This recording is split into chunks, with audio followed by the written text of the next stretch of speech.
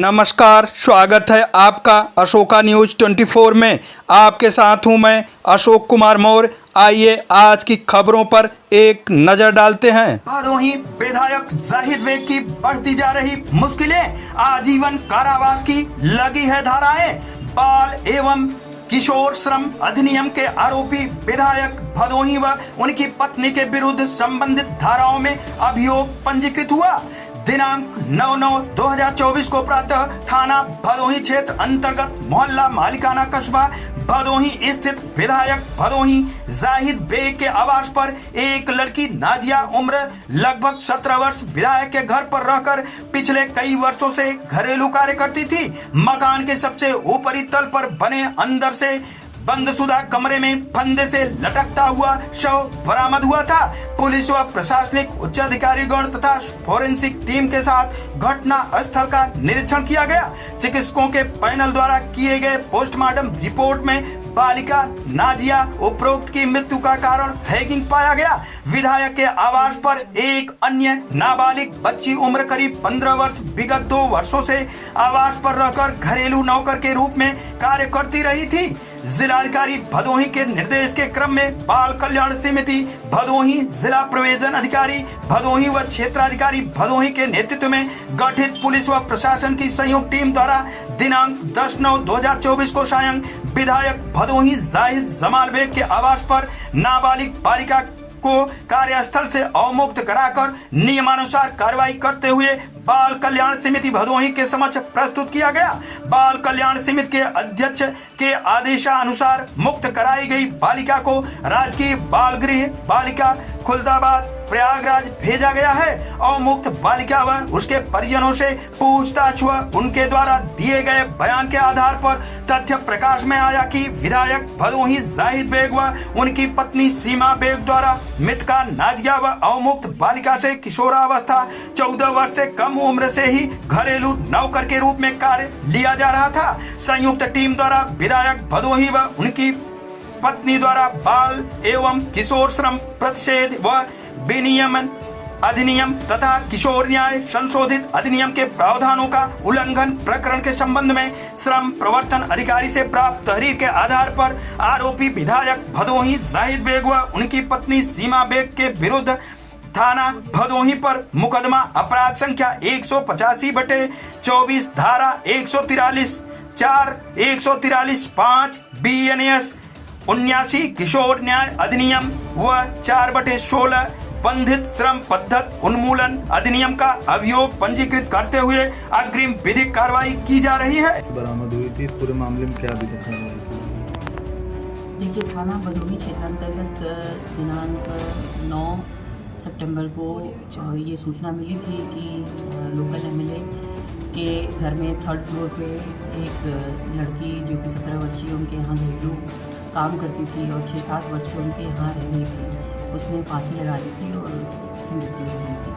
तो तत्पश्चात पुलिस की टीम और प्रशासन की टीम और फॉरेंसिक टीम वहाँ गई थी और वहाँ पर हर एंगल पर जांच पड़ताल हुई और बॉडी को कब्जे में लेकर के पोस्टमार्टम कराया गया और उसके बाद वहाँ CCTV फुटेजेस खंगाले गए और जो लड़की के पास एक मोबाइल था वो भी बरामद हुआ। कई लोगों के उसमें बयान लिए गए और उसमें जो एक और लड़की थी जो उसके साथ काम करती थी, जो कि 15 वर्षीय बालिका थी, वो नाबालिग लड़की थी और उसको फिर जॉइंट टीम के द्वारा जो अपने AHQ की टीम होती है और लेबर की टीम होती है और लेबर डिपार्टमेंट की टीम और जो CO है, जो नायब तहसीलदार है, मजिस्ट्रेट है, उन सभी के प्रेजेंस में वहाँ पे एक रेड की गई थी और इस नाबालिग बच्ची को भी वहाँ से रेस्क्यू किया गया। जो बातें सामने आई उन बातों पे जो प्रथम दृष्टया कई जो अपने अधिनियम है उसका उल्लंघन पाया गया, जैसे लेबर एक्ट का इसमें उल्लंघन पाया गया और बॉन्डेड लेबर जैसी यहाँ पे स्थिति जो है इनके घर में चल रही थी। और ये भी बात सामने आई कि एक और लड़की भी यहाँ काम करती थी जिसकी शादी 22 में इन्होंने कर दी थी। तो नाबालिग बच्चियों को घर पे रख करके और उनसे घरेलू काम करके तो इसमें शोषण की बातें भी जो जॉइंट टीम की जो रिपोर्ट है उसमें सामने आई है। तो लेबर डिपार्टमेंट की तरफ से जो हमें तहरीर मिली है उसकी बेसिस पे सुसंगत धाराओं में जैसे 143(4), 143(5) BNS और जुवेनाइल जस्टिस एक्ट और बॉन्डेड लेबर एक्ट की कुछ धाराओं में जो है मुकदमा पंजीकृत हुआ है।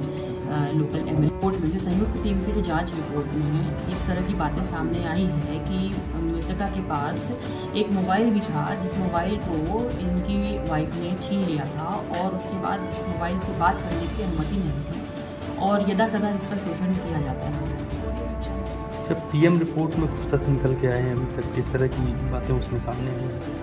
देखिए PM रिपोर्ट में तो प्रथम दृष्टया एंटीमॉर्टम हैंगिंग ही आया है, लेकिन पुलिस हर बिंदु पर जांच कर रही है।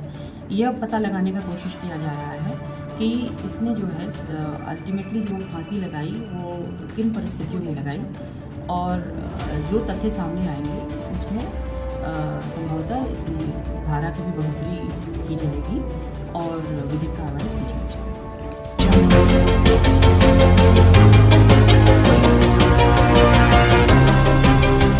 जनपद के रास्ते गौ तस्करी पर भदोही पुलिस द्वारा लगातार की जा रही प्रभावी कार्रवाई।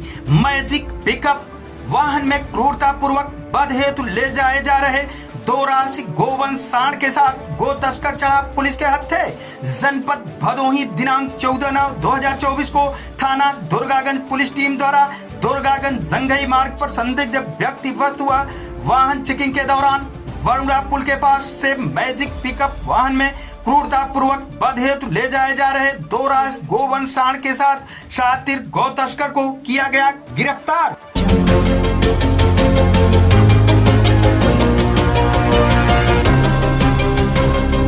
भदोही ग्राम गौरा में केशवराम पांडे व आसाराम पांडे के परिवार के आवास पर आयोजित श्रीमद् भागवत कथा के 6वें दिन में श्रीधाम अयोध्या से पधारे परम पूज्य संत श्री निर्मल शरण महाराज के मुखारविंद से पधारे हुए सभी श्रोता गणों को भगवान श्री कृष्ण के बाल चरित्र का गुणगान किया गया।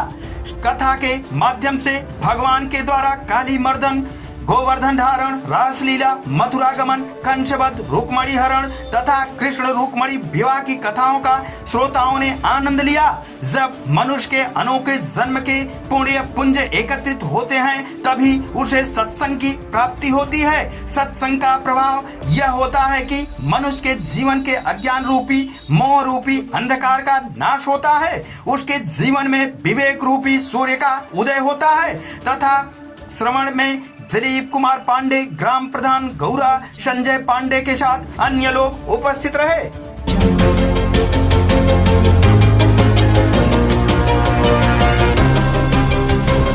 बम बोल रहा काशी से गूंजा अभिया क्षेत्र।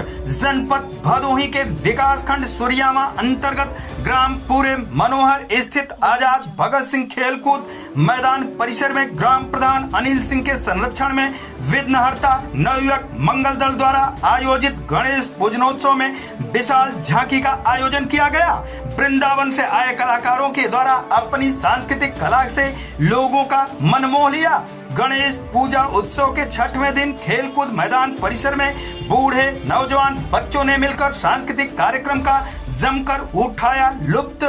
वृंदावन से आए हुए कलाकारों द्वारा देवा ही देवा, बम बम बोल रहा काशी, राधा कृष्ण गीतों पर मनमोहक झांकियां प्रस्तुत किया। इस दौरान सभी लोग कलाकारों के साथ झूमने से खुद को रोक नहीं पाए। मुख्य अतिथि के रूप में खंड विकास अधिकारी सुधाकर दुबे अपने परिजनों के साथ उपस्थित होकर भक्तिभाव से भगवान गणेश का पूजन अर्चन करने के उपरांत झांकी कार्यक्रम में शामिल हुए।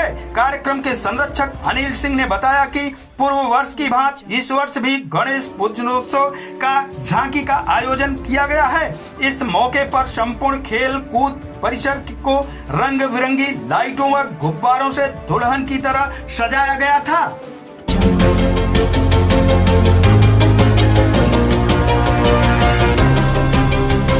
जनपद भदोही के समस्त थानों पर थाना समाधान दिवस का आयोजन किया गया। थाना दुर्गागंज में जिलाधिकारी विशाल सिंह पहुंचकर फरियादियों की सुनी फरियाद। डॉक्टर मीनाक्षी कात्यायन पुलिस अधीक्षक भदोही द्वारा थाना औराई व थाना गोपीगंज में सुनी फरियादियों की फरियाद। समस्त थानों पर 102 प्रार्थना पत्र प्राप्त हुए, जिसमें 94 राजस्व विभाग से संबंधित व 8 पुलिस विभाग से संबंधित थे। 6 शिकायतों का मौके पर निस्तारण किया गया। शेष के लिए अन्य विभागों को सौंपते हुए निर्देशित किया गया कि गुणवत्तापूर्ण निस्तारण 1 सप्ताह के अंदर करना सुनिश्चित करें।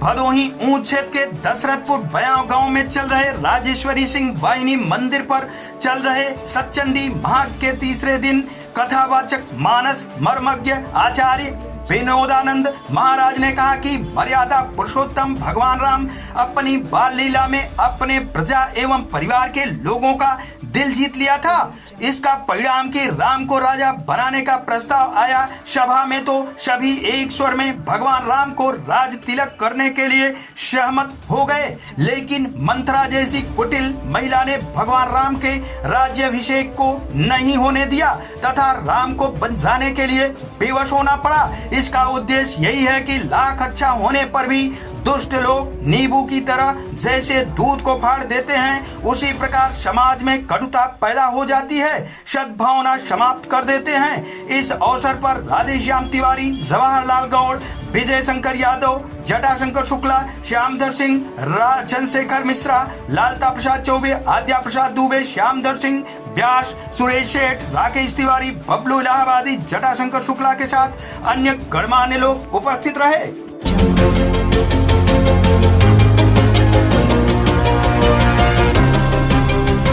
नए जिलाधिकारी डॉक्टर दिनेश चंद्र सिंह का संकल्प जनता की सेवा होगी सर्वोच्च प्राथमिकता। जनपद जौनपुर उत्तर प्रदेश के सबसे महत्वपूर्ण जिलों में से एक है। अपनी सांस्कृतिक विरासत, ऐतिहासिक और शैक्षिक उपलब्धियों के लिए जाना जाता है। जौनपुर के नए जिलाधिकारी डॉक्टर दिनेश चंद ने अपनी नियुक्ति के बाद स्पष्ट किया कि उनका प्राथमिक उद्देश्य उत्तर प्रदेश और केंद्र सरकार की योजनाओं को धरातल पर लाना है और जनहित में क्रियान्वित करना है। उन्होंने कहा कि मैं प्रयास करूंगा कि जनप्रतिनिधियों, मीडिया और अपने सहयोगी अधिकारियों के साथ मिलकर सभी योजनाओं को प्रभावी ढंग से लागू किया जाए। जन शिकायतों और राजस्व विवादों का निस्तारण मेरी प्राथमिकताओं में रहेगी।